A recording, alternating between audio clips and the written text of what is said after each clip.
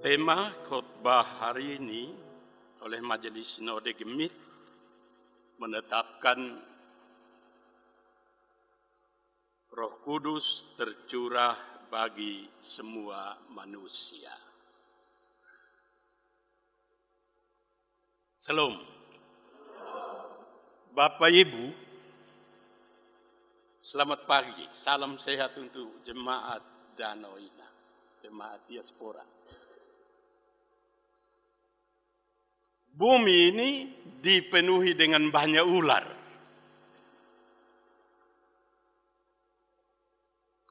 Ada ular pohon, tapi juga ada ular lubang batu. Ada ular air, tapi juga ada ular tanah. Pendeknya banyak ular. Mereka dinamakan dengan berbagai julukan. Cuma ada satu kesamaan di antara ular-ular. Ular itu kalau ingin besar, dia harus masuk ke lubang batu tempat yang sunyi. Itu sama semua ular begitu.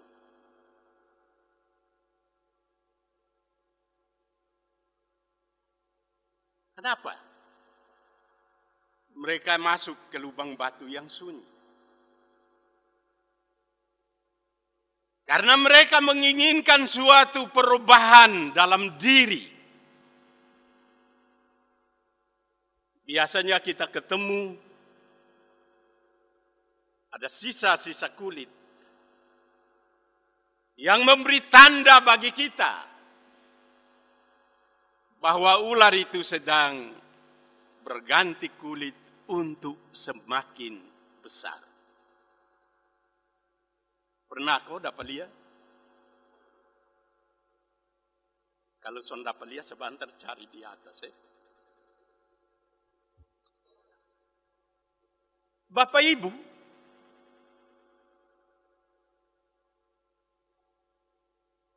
proses pergantian kulit ini menandakan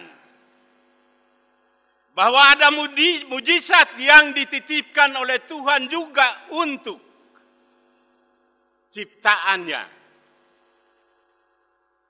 Jadi Tuhan tidak saja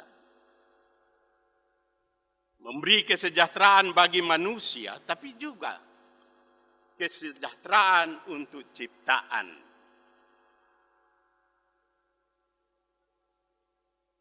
Saudara-saudaraku, apa kaitannya dengan Yoel 2?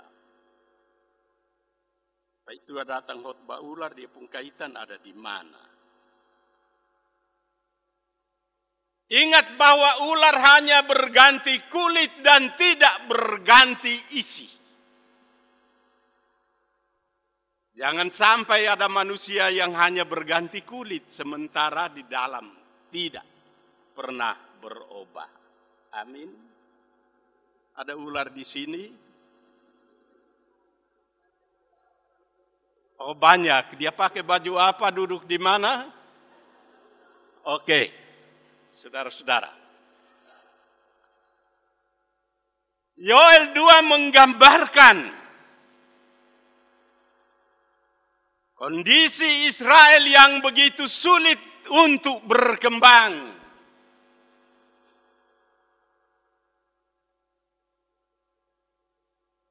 Mereka mengalami bencana besar.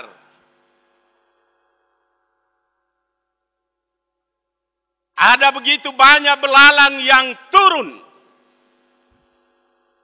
Semua tanaman dimakan habis. Pengrusakan alam itu terjadi.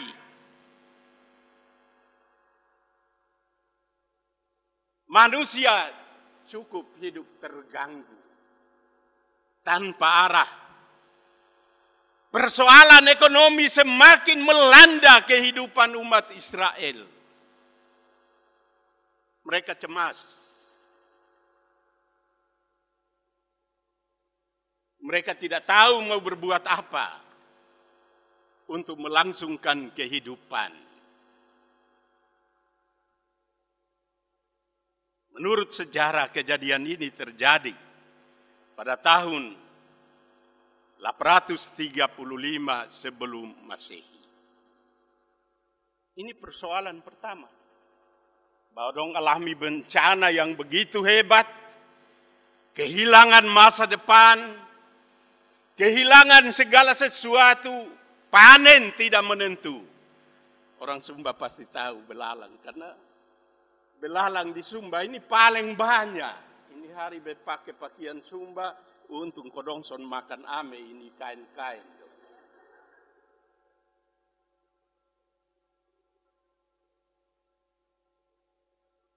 Kehadiran belalang ini mengakibatkan manusia mencari pertolongan dalam kepemimpinan Raja Yoas. Dong minta kalau boleh mereka dibantu. Karena mereka melarat.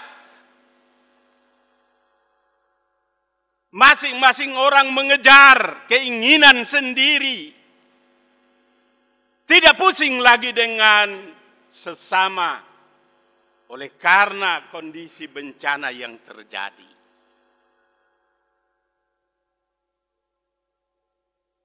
Saat itulah muncul Yoel. Pada saat orang Israel kehilangan pegangan, datanglah Yoel. Dia kasih tahu sama mereka bahwa Roh Kudus itu tidak terbatas dan dicurahkan kepada semua orang. Merata untuk semua. Mereka harus menggunakan Roh Kudus itu untuk bersatu. Karena Roh Kudus itu merata bagi mereka, maka mereka harus bersatu untuk berhadapan dengan bencana. Yoel kasih tahu Sendong bahwa ini belalang bencana ini untuk pertama kali menyadarkan kita bahwa ada banyak orang yang mabuk dalam pasal 1. Mabuk apa? Mabuk tidak lagi menjaga kerukunan kehidupan rumah tangga. Bab tua minta izin sore-sore keluar, besok pagi baru datang. Tanya dari mana? Beti tidur tahan di rumah sebelah. Mabuk untuk anak-anak diterlantarkan karena perceraian. Sudah bencana lagi. Mabuk melanda kehidupan mereka. Yoel bilang, son boleh begitu. Kamu harus bersatu menggunakan roh yang tinggal dalam diri kamu. Karena apa? Saling menguatkan, sebab ke depan bencana akan lebih besar. Kalau pertobatan itu tidak terjadi. Amin. Pertobatan itu tidak sekedar ganti kulit seperti ular. Pertobatan itu harus ada perubahan dalam hati dan pikiran. Pertobatan itu artinya membalik kehidupan yang lama untuk tidak diulangi. Beta ketemu satu orang dulu tukang minum, betanya. Subarenti kobu, dia jawab sambeta, beson bikin lagi. Beta son tahu pertanyaan son de minum lagi, kok bikin apa? Dia jawab, memang orang mabuk begitu. Kita tanya lain, dia jawab lain.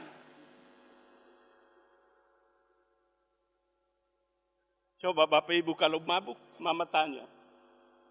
Subarenti kok, beta masih di sana lagi, harus ada urus banyak begitu.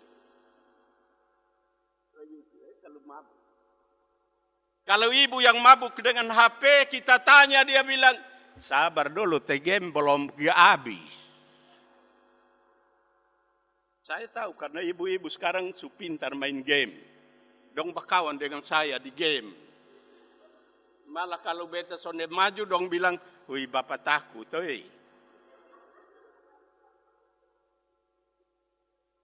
Saudara-saudara, perubahan sikap total untuk Tuhan tidak lagi memberi bencana yang besar.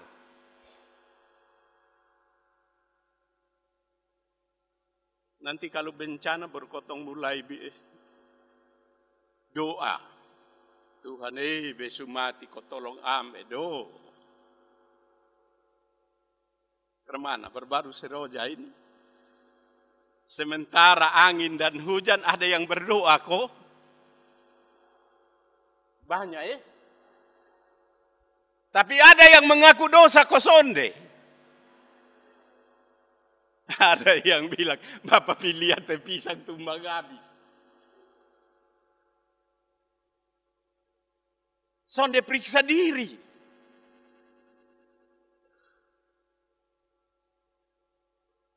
Bayangkan Bapak Ibu,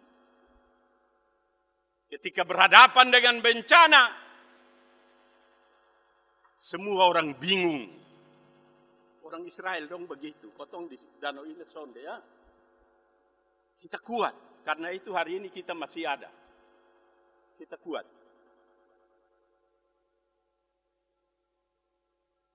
Ingat bahwa Roh Kudus itu memakai kita dengan berbagai cara dan memperkaya kita dengan berbagai talenta. Talenta-talenta itu harus digunakan untuk persekutuan. Sangat luar biasa jemaat diaspora. Beta dia ini. Teknisi semua ini orang-orang yang luar biasa. Liturgi sampai beta bingung ucap kata-kata.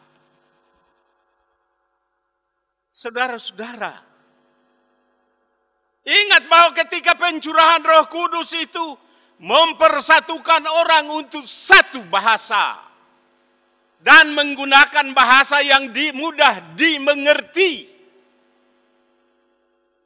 Sehingga orang yang mendengar di luar dan di mana saja semua orang katakan amin.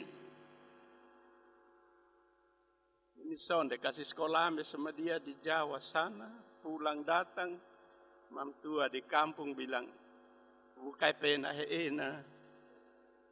Dia bangun bilang apa? Aku nggalomi.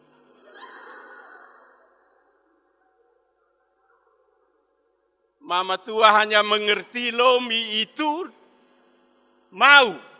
Dia sendok satu piring sorong pergi makan bikin habis. Hoi datang tahun kau.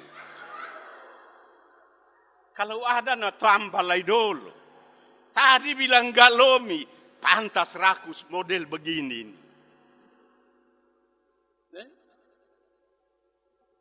Kita bisa membayangkan bahwa dia juga tidak punya pertobatan. Menggunakan bahasa yang tidak dimengerti.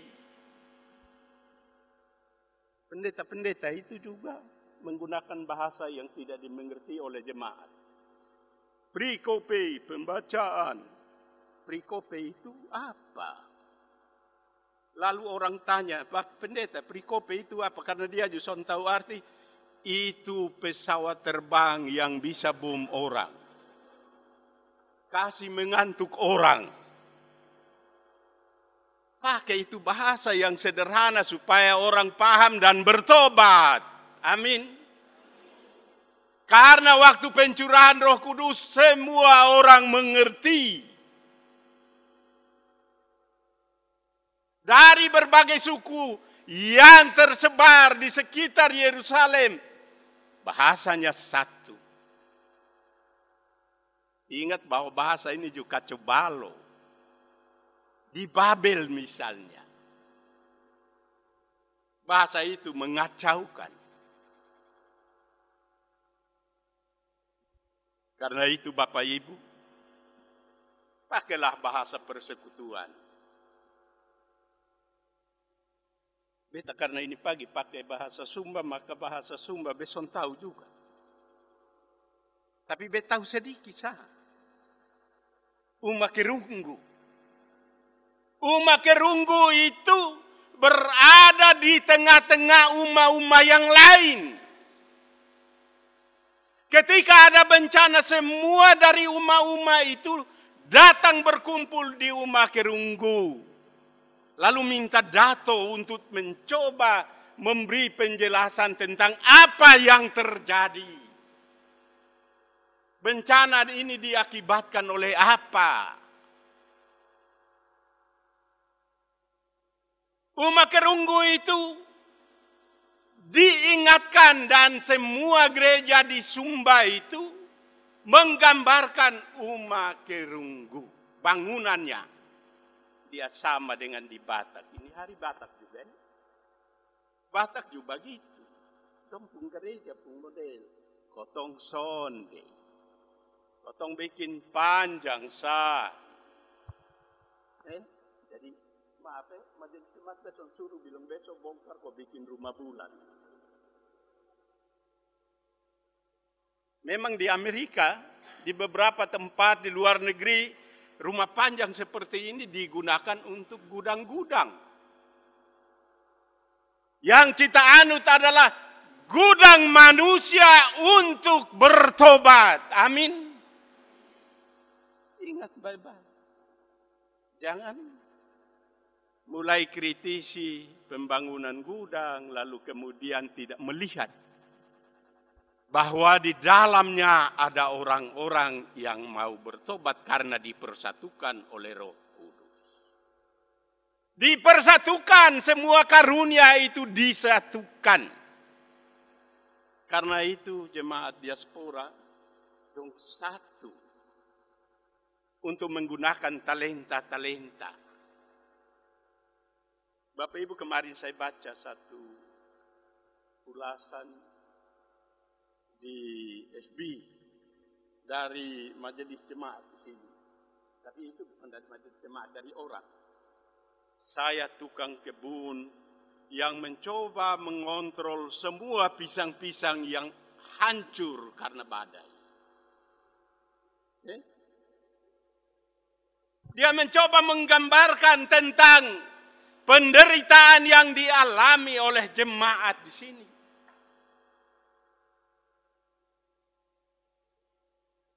Saudara-saudara, kotong semua juga alami badai. Sekarang kotong tergantung. Mau bantu, dia pun tunda, ame juga sampai ini hari belum ada realisasi. Bayangkan badai 1 bulan lebih, cuma 2 bulan. Orang yang mau ditolong, sonde, pernah dijamah. Tapi ingat, habis badai itu semua orang ingin berubah. Dan perubahan itu dituntun oleh roh yang dicurahkan oleh Allah. Karena itu, perubahan tidak tergantung pada orang lain untuk datang dan merubah diri kita. Saudara-saudara, khotbah sudah terlalu panjang kok. Kalau terlalu panjang kasih tahu supaya berhenti. Belum, oke, kita lanjut sedikit lah ya. Jadi perubahan itu harus dimulai dari diri sendiri. Perubahan batin untuk mau menerima orang lain. Untuk perang dengan kebencian yang ada dalam diri sendiri. Sehingga antar tetangga rukun. Karena apa? Umat kerunggu itu menghimpun keluarga-keluarga. Gereja itu terdiri dari rumah-rumah yang digerakkan oleh Roh Kudus dari keluarga-keluarga. Jadi ingat bahwa gereja itu dia ada oleh karena ada keluarga 1, keluarga 2, keluarga 3 mau berkumpul. Keluarga-keluarga ini dari berbagai latar belakang.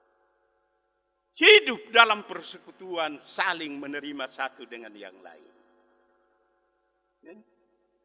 Bersekutu, saling menerima satu dengan yang lain, sehingga ini tetap terpelihara, keluarga tetap terpelihara.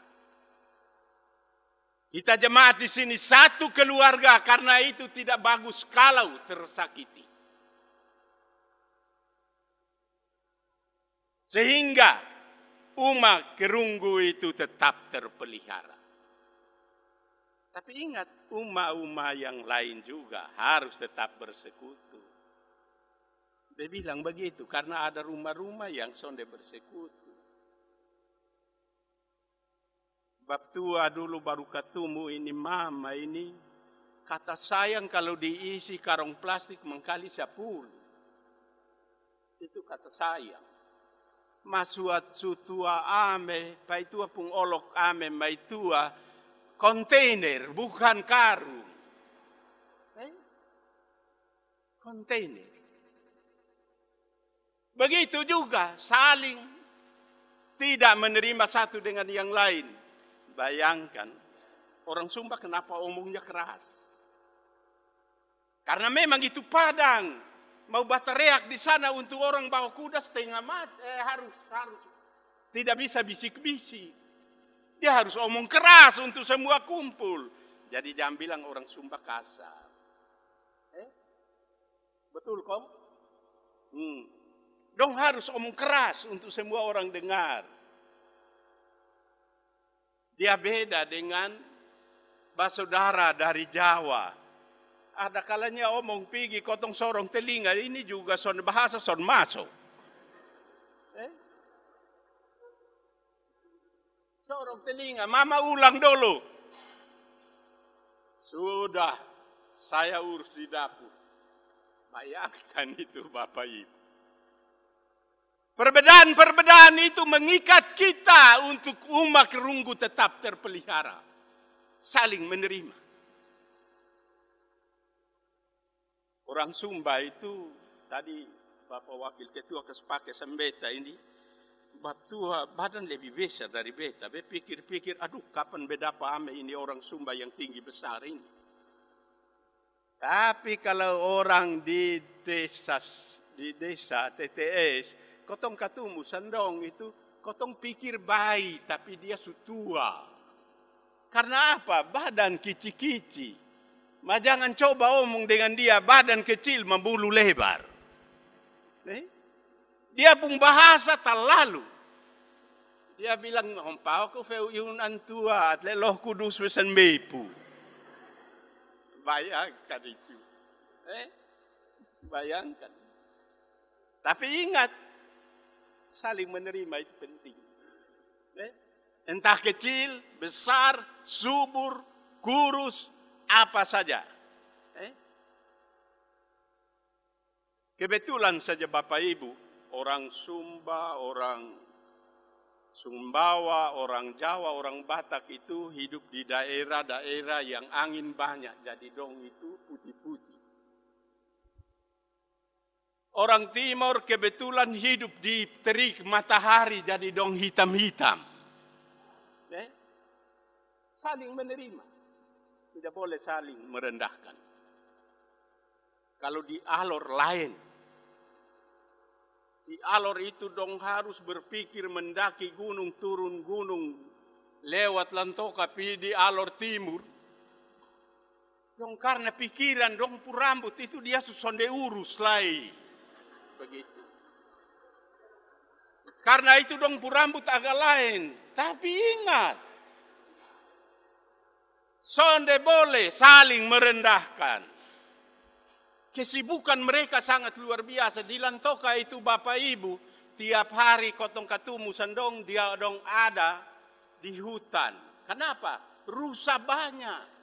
Dong makan daging rusa sehingga memang kalau mau uji berlari, dong lari lewat sama kotong.